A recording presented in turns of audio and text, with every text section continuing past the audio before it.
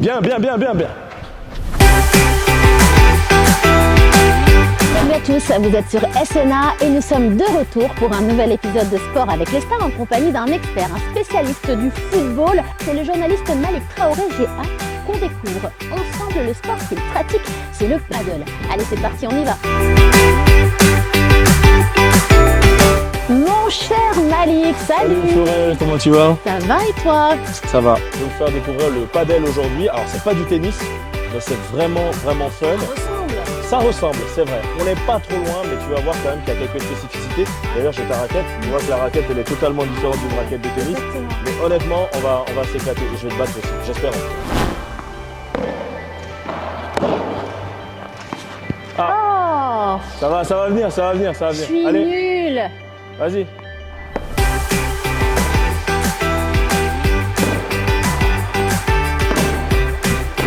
Ah, Florel, ça commence, hein? Ça commence, hein, Florel? On va voir. Vas-y. Bien fait. Bien Tu vu. voulais trop taper. Pourquoi tu as choisi de faire du paddle? Écoute, c'est parce que j'ai découvert ça et puis j'ai testé une fois. C'est un ami qui m'a initié à ça. Et puis je me suis rendu compte que franchement, tu prends vraiment du plaisir. C'est chaud. Mais je compétitrice aussi, donc j'y vais. Ok. Ah non.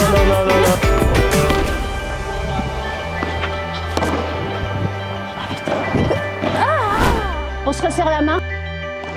Merci, c'était cool, c'était fun, c'était sympa. Bon, le paddle c'est une chose, le foot c'en est une autre. T'as tenu à revenir sur le continent pour parler de foot. Ouais, Ou juste pour la CAN.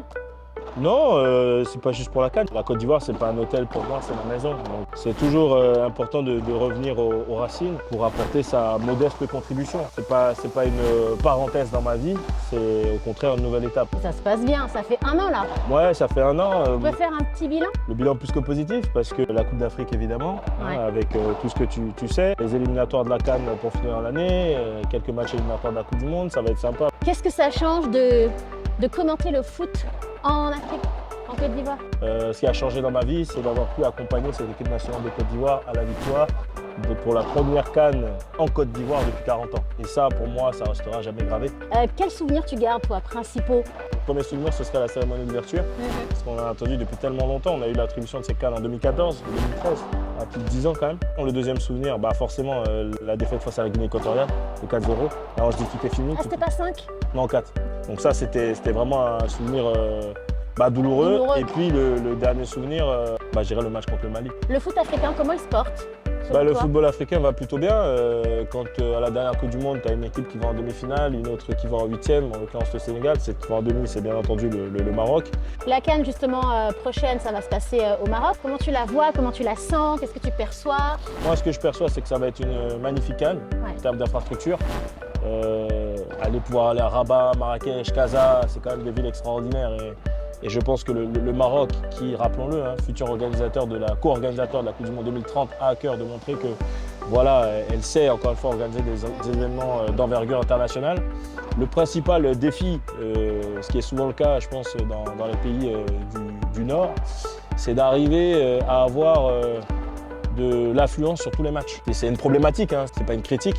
Mais je me souviens par exemple que sur la CAN en Côte d'Ivoire, pendant quand même, il y avait la quart de finale, je crois, Côte d'Ivoire-Mali, il y avait un autre quart de finale, je crois que c'était le match de l'Afrique du Sud. Il y avait quand même du monde, malgré le fait que tous les yeux étaient rivés sur le pays organisateur. Et c'est pour dire à quel point cette Coupe d'Afrique des Nations 2023 a drainé du monde, a suscité de l'engouement, de la sympathie, de la curiosité aussi pour beaucoup de gens qui avaient envie de découvrir peut-être l'Afrique subsaharienne, l'Afrique noire.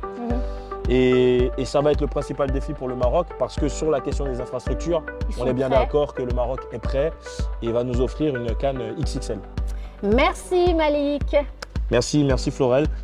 Sympa, ce petit moment de paddle était très sympa. Ah bah oui, c'était J'ai très... préféré le paddle aux questions. C'était très sympa, mais alors préparez-vous, c'est très cardio. Mais c'était cool. Ciao.